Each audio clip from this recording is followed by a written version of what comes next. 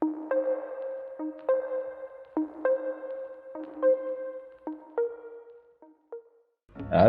pagi, siang, sore, malam. Welcome back to my channel Trading Receh.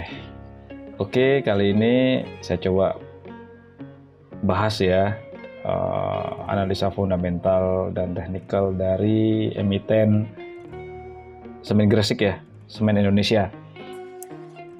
Langsung aja kita lihat equity.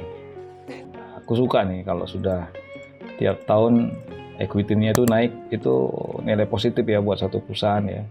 Jadi berkembang gitu.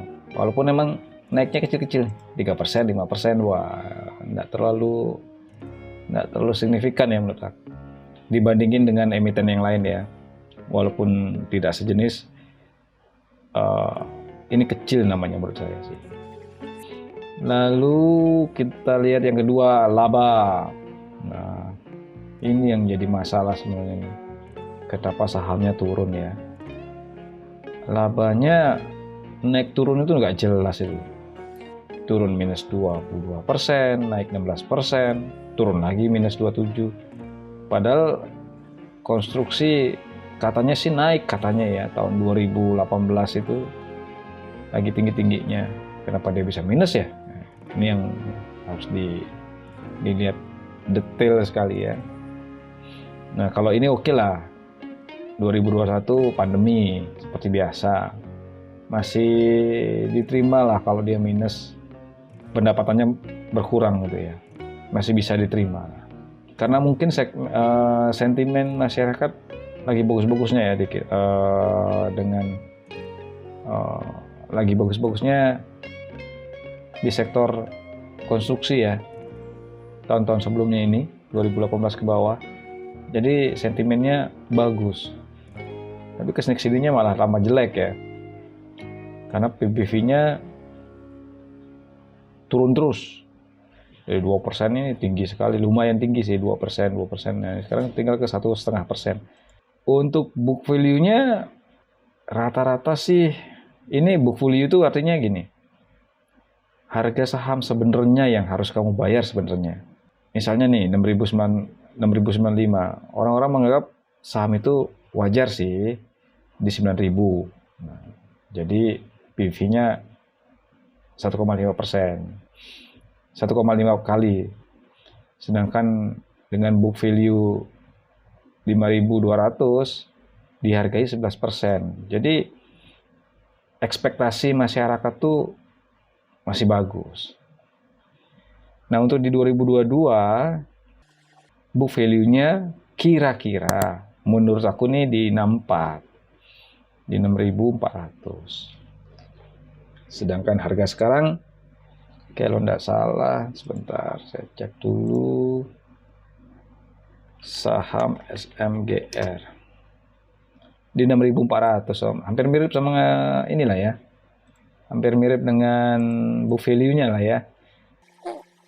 Oke, yang jadi masalah sekarang sedikit nih, dividend yield dan PER ini ketinggian ini, 3%.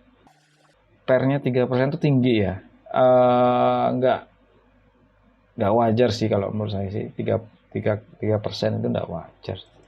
PV-nya masih oke lah, 1,5 kan bisa turun nih.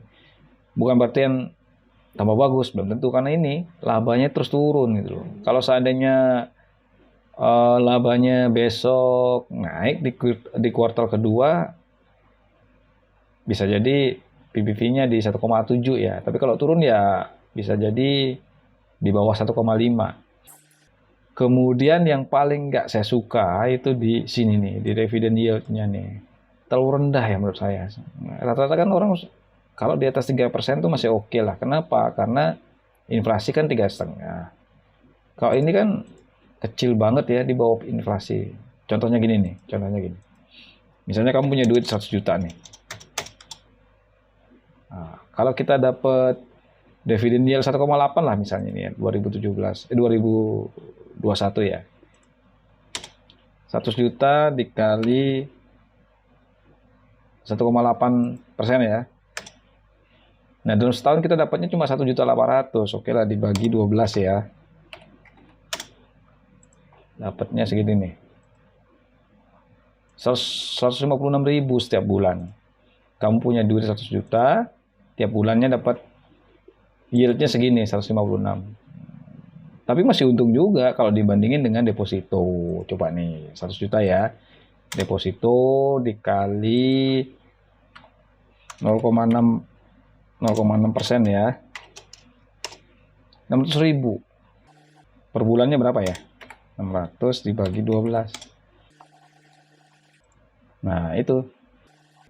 Masih untung juga, 156.000 dibandingin 50.000. Ini deposito. Tapi kalau kamu lihat inflasi, kita hitung ya, kali 3,5%. Bagi per bulan aja deh, anggap rata ya, inflasinya per bulan sama gitu ya, biar gampang gitu. Ya kita jadi minus berapa? Minus segini minusnya. Sorry, dikurangi ini. Tiap bulan kita minus 135.000. Ya ngapain naruh duit di situ? Aku sih nggak menarik dengan dividen yield segini nih, nggak menarik. Minimal biasanya sih di atas, kalau bisa di atas inflasi. Ya kalau gini kan mending tidur aja, nggak usah. Gitu. Oke, dari sini aja kita udah lihat, sederhana aja kita lihat, nggak menarik kalau menurut saya ini. Secara fundamental, biasa aja, saham ini biasa aja, nggak terlalu jelek, tidak terlalu bagus. Dia menangnya karena plat merah aja, jadi kita lebih aman naruhnya di sini.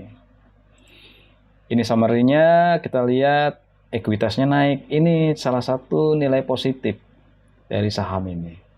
Ekuitas naik terus. Labanya nih loh yang nggak jelas, turun terus. Aku nggak ngerti apakah labanya ini dimasukkan ke ekuitas. Aku nggak ngerti ya. Tapi yang jelas ini naik, labanya turun. Kurang serk aja liatnya gitu loh. Seharusnya kalau ekuitasnya naik, labanya juga harusnya naik gitu ya. Harusnya, tapi ini turun.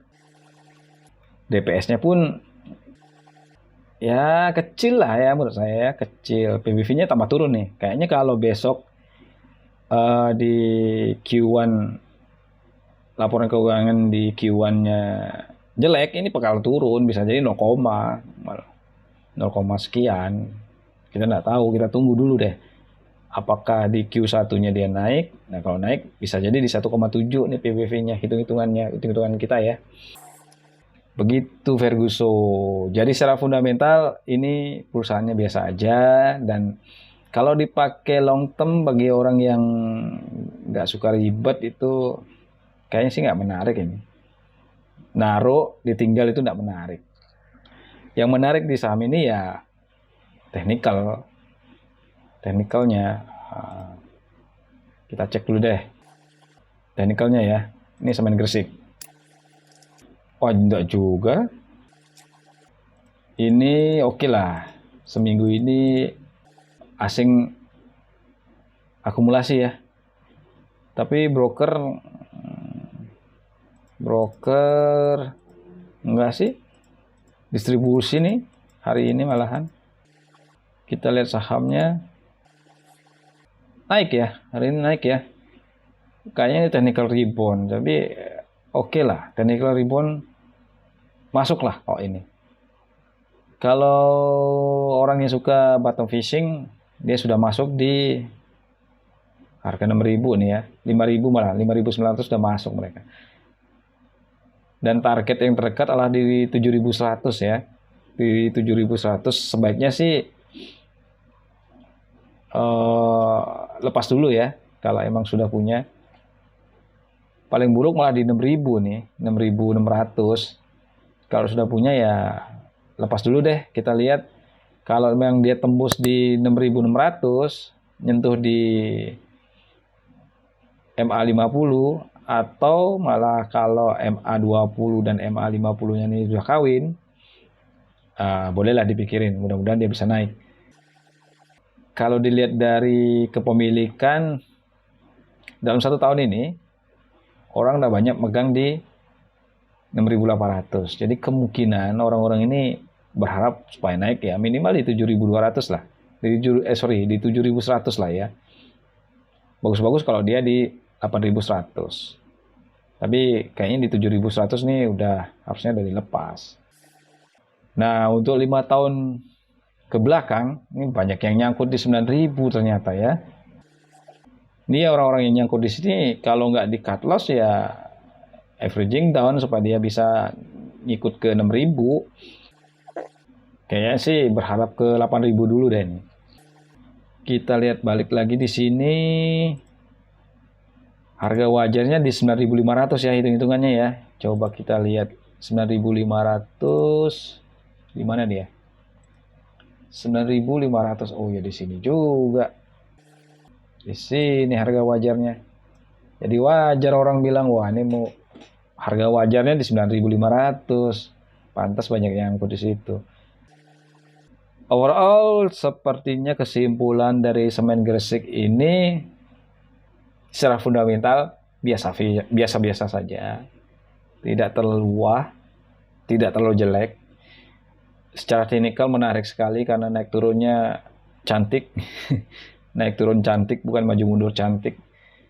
Fluktuasinya enak, jadi main di swing oke, main di scalping oke. Tapi untuk investing kayaknya aku nggak menarik sih ya. Lebih baik trading ya kalau semen Gresik ini. Dan untuk trading tidak telat masuk di 64 karena targetnya sekitar di 7.100-an ya.